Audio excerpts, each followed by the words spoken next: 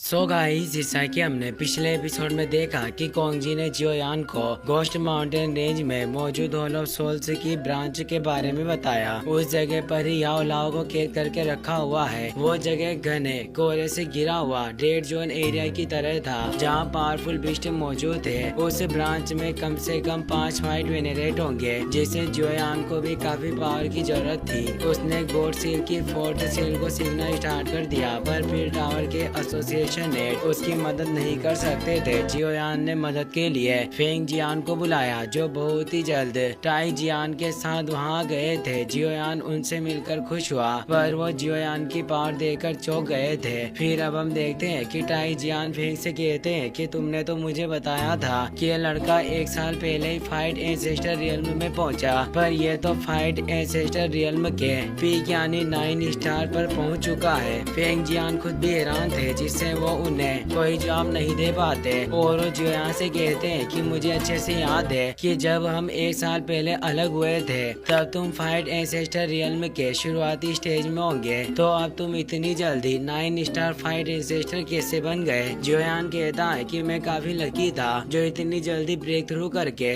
9 star पर पहुंच गया। फेंग जियान कहते हैं कि फाइट एंसेस्टर रियल्म के 1 स्टार में ब्रेक थ्रू करना भी काफी मुश्किल होता है। अगर तुम्हारी ये बात मेरे अलावा किसी और ने सुनी होती तो पागल हो जाता और खून की उल्टियां करने लगते।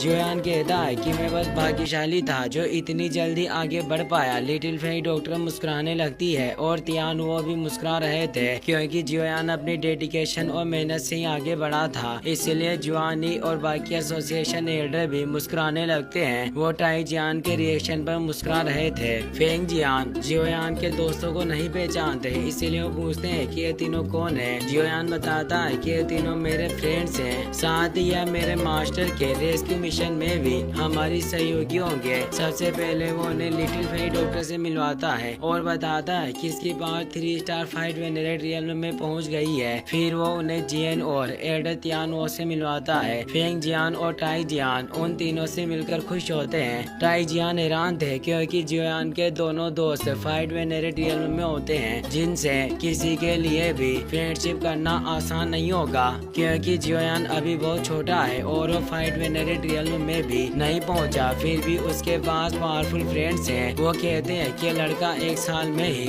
9 स्टार रियल्म को ब्रेक थ्रू कर सकता है, और इस तरह के फाइट वेनेरेट से दोस्ती करना वास्तव में इस लड़के की स्पीड काफी ज्यादा भयानक है। फेंग जियान कहते हैं कि ये मेरे दोस्त याओ लाओ का डिसिबल है, इसीलिए इसकी स्पीड को निश्चित रूप से कैसे कम माना जा सकता है। टाई जियान को भी यह बात सही लगती है, और अब फेंग जियान बताते हैं कि जियोयान मेरे ये साथी टाई जियान है, और इस रेस्क्यू मिशन में काफी सारे वेनेरेट हॉल ऑफ सोल्स से डरते हैं, इसीलिए वो मेरे साथ नहीं आए, क्योंकि वो सभी अपने सेक्ट को बचाना चाहते हैं, ताकि फ्यूचर में उनकी हॉल ऑफ सोल्स से दुश्मनी ना हो जाए। पर सौभाग्य से वेनेरेट टाई जियान हमारी मदद करने के लिए तैयार थे, जिनकी बाहरी सर्वाइवल एक्सपीरियंस काफी अमेजिंग रहा है, और इनकी मदद से हम कई सारी परेशानियों से बच पाएंगे। जियोयान टाई जियान को इस मदद के लिए थैंक्स कहता है और बोलता है कि मैं आपके इस एहसान को हमेशा याद रखूंगा। टाई जियान कहते हैं कि इसकी कोई जरूरत नहीं है, मैं ये सब वेनेरेट याओ लाओ के लिए कर रहा हूँ। मैं हॉल ऑफ सोल्स से उसका बदला लेना चाहता हूँ, और अब मैं उसकी वजह से ही सभी अटैचमेंट्स से मुक्त हूँ, जिससे वो मेरा भी दोस्त है। इसलिए मैं उसे बचाने के लिए कुछ भी कर सकता हूँ, भले इसके लिए मुझे अपना जीवन ही क्यों ना दाव पर लगाना पड़े। जियोयान बोलता है कि वाकई वेनेरेट टाई आप एक सज्जन आदमी हो जो एक ठोस इरादे रखता है। अब टाई जियान के साथ होने से हमारे पास 5 फाइट वेनेरेट रियल्म के पेटिशनर मौजूद हैं, जिससे हमारे पास मास्टर को बचाने का 70% मौका है। टाई जियान और फेंग जियान हैरान हुए, क्योंकि उनके और जियोयान के दोनों दोस्त मिलकर भी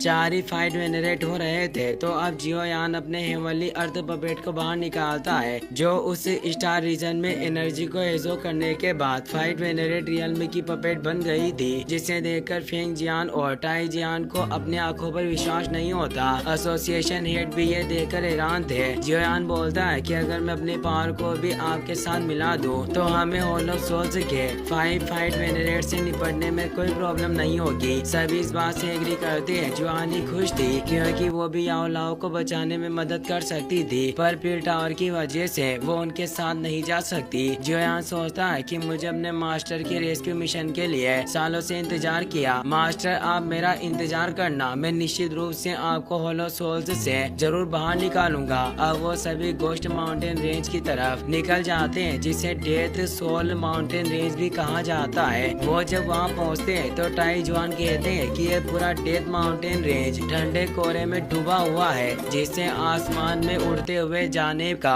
कोई फायदा नहीं होगा और साथ ही काफी ऊंचाई पर उड़ने से होलो सोल्स के लोग हमें ट्रेस कर सकते हैं। अगर उन्हें हमारे रेस्क्यू मिशन के बारे में भनक लग गई तो याओ लाओ को फिर से दूसरी जगह ट्रांसफर कर देंगे और फिर हम कभी भी उसे ढूंढने में सक्षम नहीं होंगे। मेरी सलाह मानो, हमें पैदल चलकर ही आगे बढ़ना चाहिए। जियोयान कोई भी रिस्क नहीं लेना चाहता था। वो बोलता है कि सीनियर आपकी बात बिल्कुल सही है और अब वो पैदल ही आगे बढ़ने लगते हैं। काफी ज्यादा रात हो चुकी थी। टाईजान बोलते हैं कि अब हमें आगे नहीं बढ़ना चाहिए। अगर हम आगे बढ़े तो काफी ज्यादा संभावना है कि हम इस घने कोहरे में खो जाएं। हमें आज रात यहीं डेरा डालना होगा। वो एक खास बैग को बाहर निकाल कर पाउडर को आसपास छिड़कने लगते हैं। जियन उस पाउडर को सूंघने लगी। उसमें से अजीब सी स्मेल आ रही थी। वो सीनियर से पूछती है कि आखिर आप यहाँ क्या बिखेर रहे हो, इसकी स्मेल वियर्ड है। टाईजुआन कहता है कि ये काफी हाई रैंकिंग मैजिकल बीस्ट के मलमूत्र है, जिससे ये काफी सारे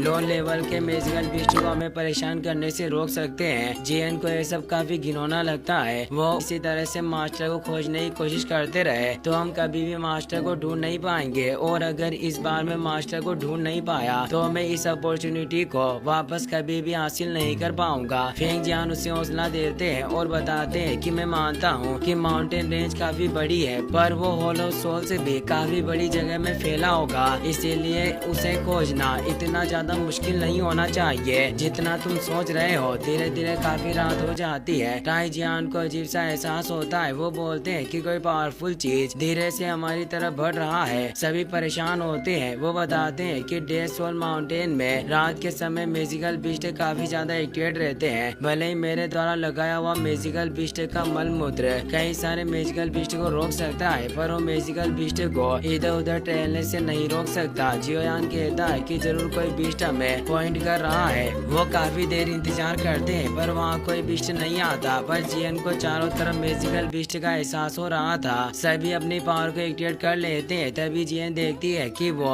जिन मैजिकल बीस्ट से डर रहे थे वो छोटी चींटियां हैं जो वहाँ चारों तरफ मौजूद थी, जो भी काफी पावरफुल थी। टाईजान बोलते हैं कि मामूली चींटियां नहीं बल्कि स्टोन स्लोविंग डीमन एंड्स हैं। भले ही इनकी रैंक ज्यादा नहीं हो, पर ये नंबर्स में काफी ज्यादा है, जिससे ये जहाँ भी जाती है इंसानों और बीस्ट की हड्डियों के अलावा और कुछ नहीं छोड़ती। यहाँ तक कि रैंक 8 के मैजिकल बीस्ट को भी इनसे लड़ते हुए पीछे हटना पड़ता है। जियोयान अपनी पावर को एक्टिवेट करने लगता है। फेंग जियान बोलते हैं कि हमें इनसे लड़ना नहीं चाहिए, क्योंकि एक बड़ा हंगामा होलो सोल्स के लोगों को सतर्क कर सकता है, जिससे सिचुएशन और भी बदतर हो जाएगी। जियोयान को काफी गुस्सा आ रहा था। वो सोचता है कि क्या हमें पीछे हटना होगा और हम मास्टर को बचा नहीं पाएंगे। जियन जियोयान को परेशान देखकर उसे एक आइडिया आता है, क्योंकि वो भी एक मैजिकल बीस्ट थी, इसलिए वो तेजी से वहाँ से आगे की तरफ निकल जाती है। फेंग जियान परेशान हो जाते हैं। वो बोलते हैं कि आखिर करना क्या चाहती है, जो है खुद मौत को बुलावा देने गई है।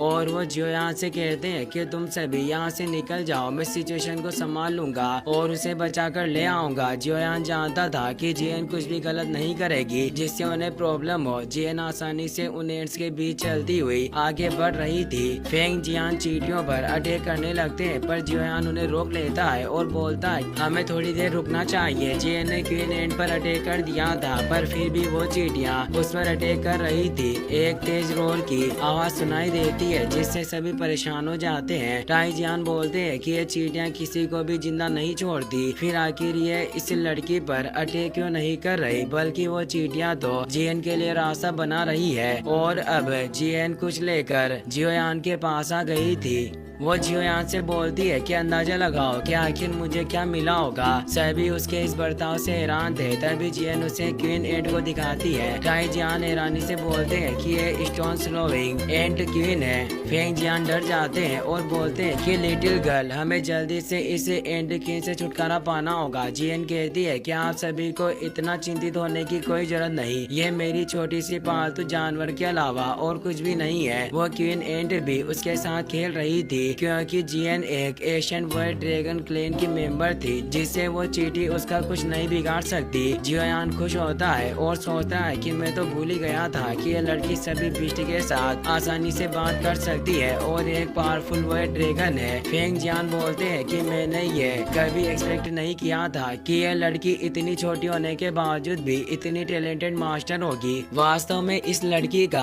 आखिर बैकग्राउंड क्या है जो ये डेथ सोल माउंटेन के सबसे और बेरिंग क्विंट एन को भी अपना पेट बनाने की काबिलियत रखती है। इस पूरे डेथ सोल माउंटेन रेंज को in stone slowing demon ants की टेरिटरी माना जाता है और ये हर जगह मौजूद है। इससे जियोयान को आइडिया आता है कि वो उनसे होलो सोल्स की ब्रांच का पता पूछ सकता है। वो जियन से कहता है कि क्वीन एंट्स से होलो सोल्स का ठिकाना पूछो। जियन उस क्वीन एंट को लिटिल क्यूटी कहकर बुलाती है और पूछती है कि क्या तुम होलो सोल्स के बारे में जानती हो कि इस माउंटेन रेंज में उनकी ब्रांच कहाँ है। वो चींटी उसे अपनी भाषा में पूछती है कि आखिर वो होलो सोल्स के लोग कैसे दिखते हैं। जियन बोलती है कि वो डार्क पावर वाले कमीने लोग हैं। वो बिल्कुल ना तो इंसान की तरह दिखते हैं ना ही भूत की तरह। एंट क्वीन अपने एंटीना की मदद से सभी चींटियों के पास इंफॉर्मेशन भेजने लगती है। सभी चींटियां एक दूसरे को सिग्नल ट्रांसफर कर रही थी और ये सब वो अपने एंटीना को रब करके कर रही थी। पूरे गोस्ट माउंटेन रेंज में ये मैसेज फैलने लगता है। जियोयान और उसके साथी ये देखकर हैरान थे। एक चींटी को होलो सोल्स के बारे में पता था और वो इस बारे में क्वीन एंट को इन्फॉर्मेशन देती है। क्वीन एंट जियन को अपनी लैंग्वेज में पूरी बात बताती है कि वो ब्रांच कहाँ है। जियन गलती से एनिमल्स की लैंग्वेज में जियोयान को भी होलो सोल्स के बारे में बताने लगती है, पर उन सभी को कुछ भी समझ नहीं आ रहा था, जिससे वो एक दूसरे को ही ताक रहे थे। जियन बोलती है कि मैं भूल गई कि तुम